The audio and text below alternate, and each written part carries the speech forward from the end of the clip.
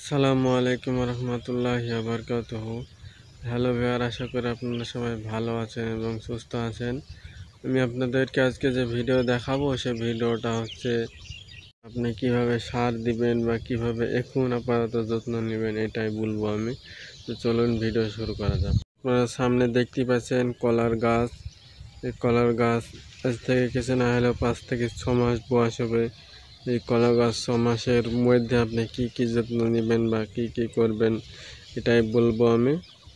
আপনাদেরকে ভিডিওর আগে আমি একবারে প্রথম যখন কলা গাছ লাগাই 8 থেকে 10 দিনের মধ্যেকার ভিডিও আছে বা 1 মাসের ভিডিও আছে, সেটা আমি দেখাবো। এই সাইডে দেখবেন, দিয়ে আপনার বুঝতে পারবেন ওটা আছে 1 মাসের অবস্থায় কীরকম। দেখতে পাচ্ছেন এই গাছের বয়স একবারে আপনার পাক্কা 6 মাস থেকে 4.5 মাস বয়স হবে। এর থেকে আপনার একদিনও কম হবে না। কারণ তো এই গাছের আপনার 6 মাসের মধ্যে কি লেগেছে তো বলবো আমি, শুনুন। আপনার এই 6 মাস গাছের মধ্যে আপনার লেগেছে এই যে কলা দেখছেন, কলার পাতা দেখছেন। কলার পাতার জন্য আপনার এই যে কলিতে বীজ দিতে হচ্ছে। এদিকে কলার এতে যাতে না পোকা লাগে এই জন্য আপনাকে বীজ দিতে হবে সর্বপ্রথম একবারে ফার্স্ট। 1 মাসের মধ্যে যখন 1.5 মাস বয়স হবে তখন গাছ বের হবে, কলি বের হবে, দিয়ে আপনাকে করতে হবে। তারপরে দ্বিতীয়ত আপনাকে সেচ দিচ্ছে, আজকে পানি ঢোকাচ্ছে, পানির পাইপ হবে। আর যাহা রসুন তোলা হয়ে যাবে তারপরে আপনাকে সর্বপ্রথম ফার্স্ট সেচ দিতে হবে।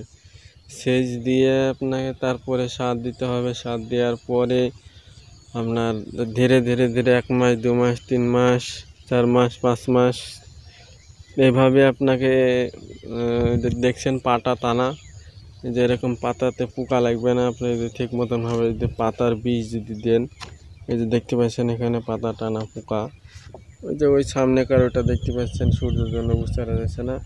এই যে কমা পাতা দেখতে পাচ্ছেন, এগুলো হচ্ছে পাতা মারা। এসবগুলো আপনার কলার পাতার বিষের ঘাটতি, এই জন্য খারাপ হয়েছে আপনাকে। এই যে দেখুন, এটা তো সামনে দেখতে পাচ্ছেন আপনারা, এই যে এখানে বীজ দিবেন। 3 নম্বর হচ্ছে আপনি যদি পারেন, এই যে এগুলাকে দেখতে পাচ্ছেন সব একবারে ঘাস জমি আছে, এই ঘাসগুলি আপনি সব একবারে পরিষ্কারভাবে লিড়ি দিতে পারেন। এই যে গুঁড়াটা কোনো রকম পরিষ্কার করা এবং সার দেওয়ার জন্য পরিষ্কার করেছে, তো আপনি এরকমভাবে পরিষ্কার করতে পারেন।